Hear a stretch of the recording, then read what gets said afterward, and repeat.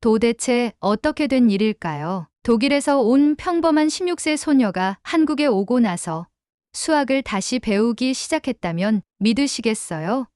수학 강국이라 불리는 독일에서조차 저에게 수학은 단지 정답을 향한 공식의 나열일 뿐이었습니다. 그런 제가 낯선 서울의 중학교 교실에서 완전히 새로운 수학의 세계를 마주하게 될 줄은 상상도 못했죠. 처음엔 문화 충격이라고만 생각했습니다. 하지만 그 교실 한복판에서 저는 숫자가 언어가 되고 논리가 감동이 되는 장면을 목격하게 됩니다. 그리고 그 중심엔 조용한 한국 소녀의 수학 노트 한 권이 있었어요. 그 노트가 저의 사고방식은 물론 삶의 목표까지 바꾸게 될 줄은 몰랐습니다. 제 이름은 마르타 슈미트입니다. 독일 위넨 근교의 작은 마을 브릴에서 자란 고등학생이에요. 부모님은 둘 다 엔지니어인데 아마도 그래서 저도 어릴 적부터 자연스럽게 수학과 과학의 세계에 노출되었던 것 같아요. 우리 집 거실 책장은 항상 물리학 저널과 수학 교재로 가득했고 식탁에서의 대화도 종종 최신 과학 발견이나 흥미로운 수학적 개념에 관한 것이었습니다.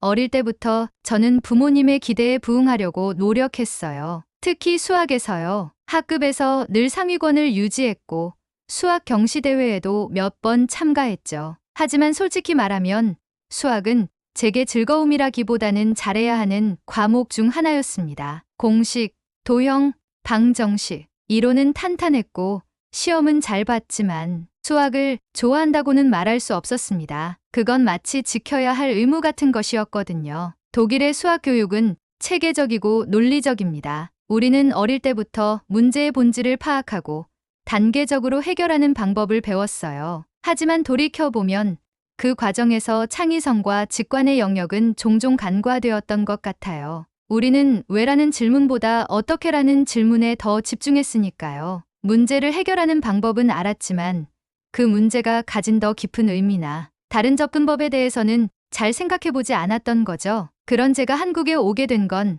단순한 우연이었습니다. 독일 교육부와 한국 교육부가 공동으로 주관한 교환학생 프로그램이 있었어요. 담임 선생님의 권유로 지원서를 제출했고 몇 차례 심사를 거쳐 서울로 향하는 비행기 티켓을 손에 쥐게 되었죠. 사실 처음에는 일본이나 영국으로 가고 싶었어요. 영어는 이미 잘할 수 있었고 일본은 애니메이션을 통해 알게 된 문화에 호기심이 있었거든요. 하지만 한국에 대해서는 아는 것이 전혀 없었어요. 출발 전날 밤, 저는 설렘보다는 불안감으로 가득 찼어요. 6개월간 낯선 나라에서 지내야 한다는 생각에 너무 걱정이 됐죠. 그렇게 도착한 서울은 상상 이상이었습니다. 공항에 내리자마자 들려오는 정제된 안내 방송, 자동화된 출입 시스템, 1분 단위로 도착하는 공항버스. 도시는 분주했지만 혼란스럽지 않았습니다. 그 안엔 철저하게 계획된 질서가 있었어요. 첫날부터 저는 문화 충격의 연속이었습니다. 한국 가정에서의 홈스테이는 또 다른 도전이었습니다.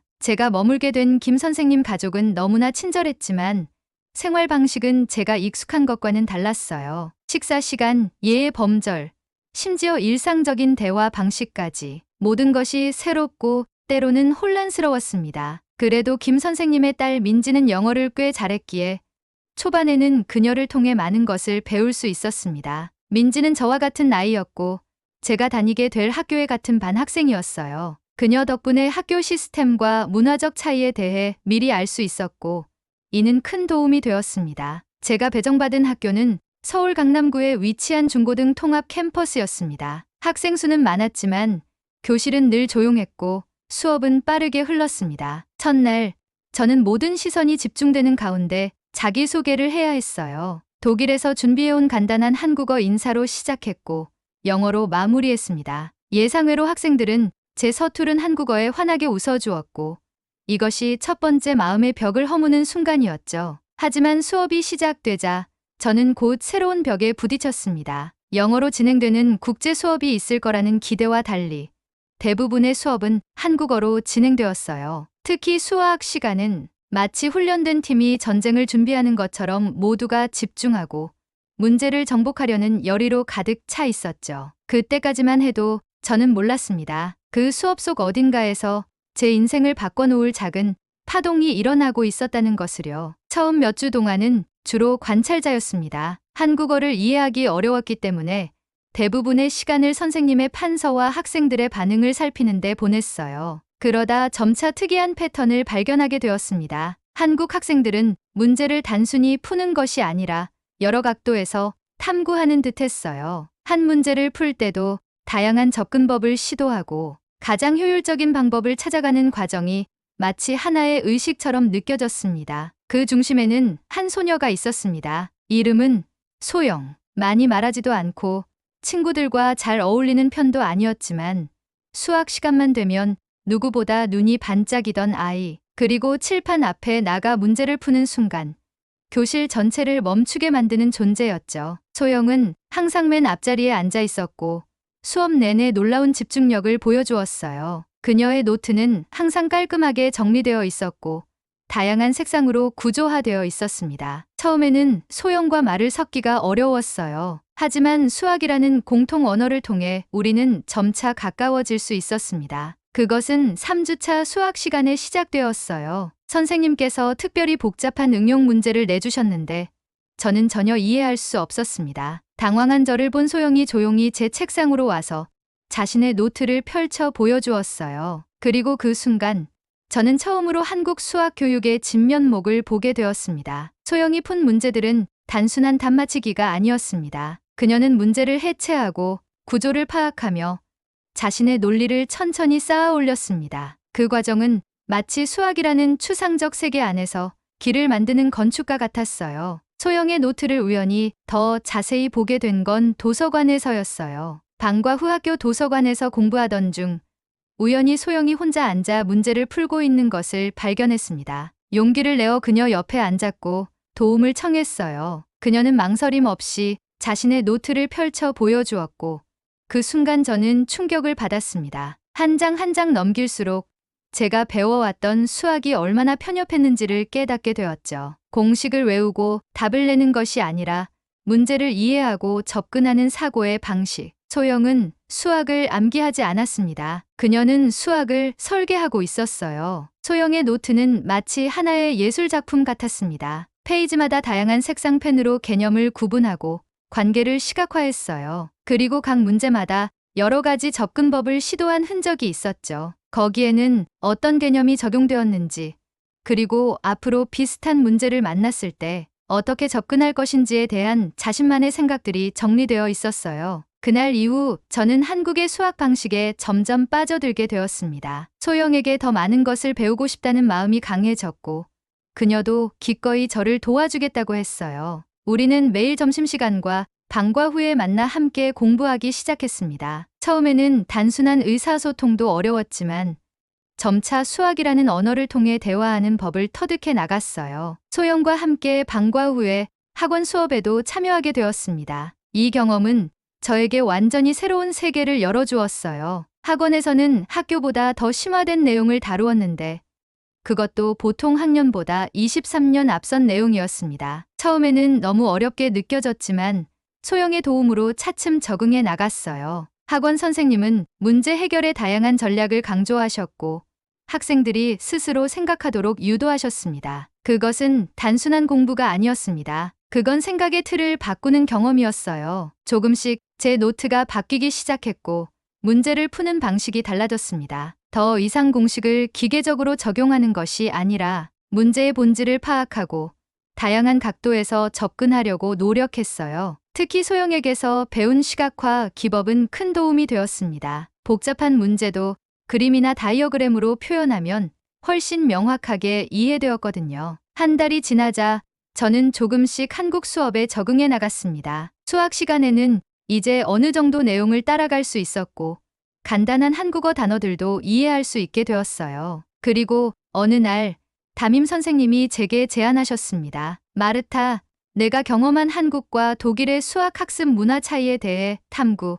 보고서를 써보는 건 어떻겠니? 그 순간 저는 처음으로 수학이라는 세계 안에서 저만의 이야기를 시작할 수 있을 것 같았습니다. 그 제안은 제게 새로운 목표를 주었습니다. 단순히 한국 생활에 적응하는 것을 넘어 이 경험을 통해 얻은 통찰을 체계적으로 정리하고 싶어졌어요. 소영에게 이 계획을 이야기했을 때 그녀는 평소보다 더 밝은 표정으로 기뻐해 주었습니다. 너와 함께 연구하면 나도 많이 배울 수 있을 것 같아. 소영의 이 말은 우리의 관계가 단순한 도움을 주는 사람과 받는 사람을 넘어 서로에게 배우는 동반자로 발전했음을 느끼게 해주었어요. 보고서를 쓰기 시작하면서 제 삶의 흐름이 조금씩 달라지고 있다는 걸 느꼈어요. 그동안 제가 수학을 통해 보고 있던 세상은 마치 단순한 흑백 도면 같았는데 이제는 수많은 색과 구조가 어우러진 입체적 풍경이 되어가고 있었습니다. 한국의 수학 교육은 그 자체로 하나의 문화였고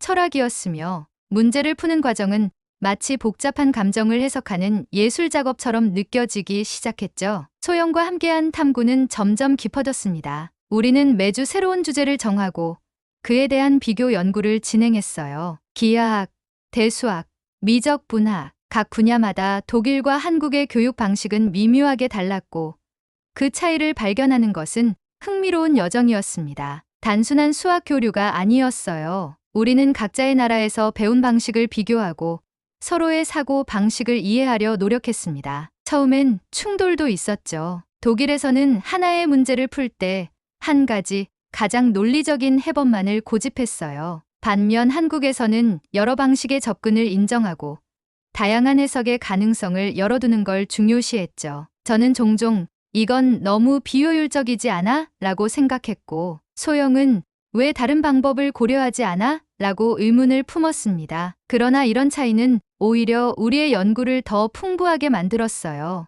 우리는 서로의 강점을 배우기 시작했고 점차 독일식 논리의 명확성과 한국식 접근의 다양성을 결합한 새로운 방법론을 개발하기 시작했습니다. 이 과정에서 소영의 노트는 더욱 구조적으로 변했고 제 접근법은 더 유연해졌어요. 김 선생님 가족과의 생활도 점점 편안해졌습니다. 특히 주말에는 함께 서울의 여러 곳을 방문하며 한국 문화를 더 깊이 이해할 수 있었어요. 경복궁의 웅장한 건축물, 인사동의 전통 공예품, 남산타워에서 바라본 서울의 야경. 모든 것이 새롭고 아름다웠습니다. 3달이 지나자 저는 어느 정도 한국어로 의사소통할 수 있게 되었어요. 아직 완벽하진 않았지만 기본적인 대화와 수학 용어는 이해할 수 있게 되었죠. 이제는 소영과 한국어와 영어를 섞어가며 대화했고 가끔은 독일어 단어도 가르쳐 주었어요. 우리의 우정은 언어와 문화의 장벽을 넘어 깊어졌고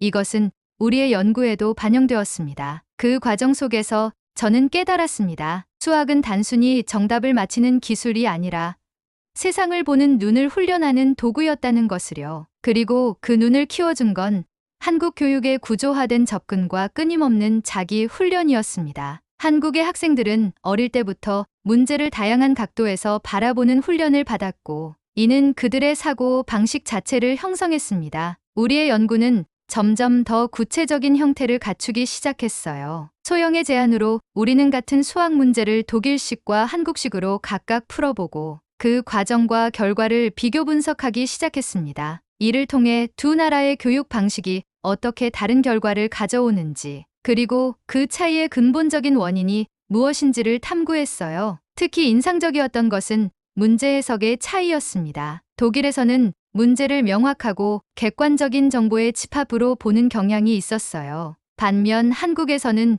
문제를 다양한 관점에서 해석할 수 있는 상황으로 보는 경향이 강했죠. 이로 인해 같은 문제도 다르게 접근하고 다른 해결 방식을 선호하게 되었습니다. 또한 실수를 대하는 태도도 달랐어요. 독일에서는 실수를 피해야 할 것으로 여기는 경향이 있었지만 한국에서는 실수를 배움의 기회로 보는 문화가 있었습니다. 소영은 자신의 오답 노트를 자랑스럽게 보여주며 말했어요. 실수는 내가 아직 이해하지 못한 부분을 알지 않으려고 하는 거야. 그래서 난 실수를 두려워하지 않아. 4달이 지난 어느 날 수학 선생님께서 우리에게 뜻밖의 제안을 하셨습니다. 너희 연구가 많이 발전했더구나. 다음 달에 있을 서울시 교육청 국제 청소년 컨퍼런스에서 발표해보는 건 어떨까?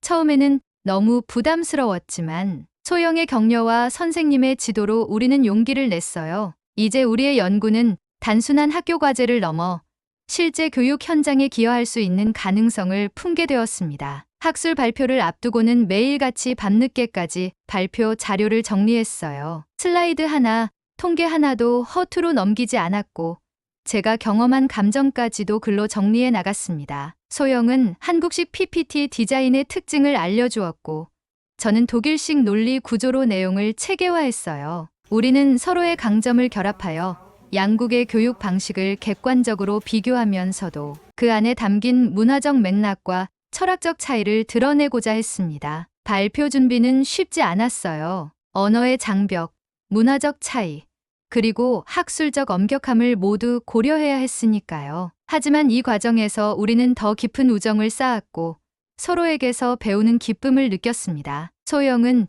제게 한국의 발표 문화와 예의를 가르쳐 주었고, 저는 그녀에게 독일식 논증 방식을 알려주었어요. 발표 당일 서울시교육청에서 열린 국제 청소년 컨퍼런스는 각국의 학생과 교육 관계자들로 가득했어요. 제 차례가 되었을 때 숨이 막히는 긴장감 속에서도 저는 자신 있게 말문을 열었습니다. 저는 독일에서 왔습니다. 하지만 오늘 저는 수학을 한국에서 다시 배웠다고 말하고 싶습니다. 그 발표는 예상보다 큰 반향을 일으켰습니다. 우리는 두 나라의 수학 교육 방식을 단순히 나열하는 것이 아니라 실제 사례와 비교 분석을 통해 각 방식의 강점과 한계를 균형 있게 제시했어요. 특히 문제 해결 과정의 시각화, 다양한 접근법의 장려, 실수를 통한 학습 등 한국 수학 교육의 특징적 요소들이 어떻게 창의적 문제 해결 능력을 향상시키는지를 강조했습니다. 발표 후 질의응답 시간에는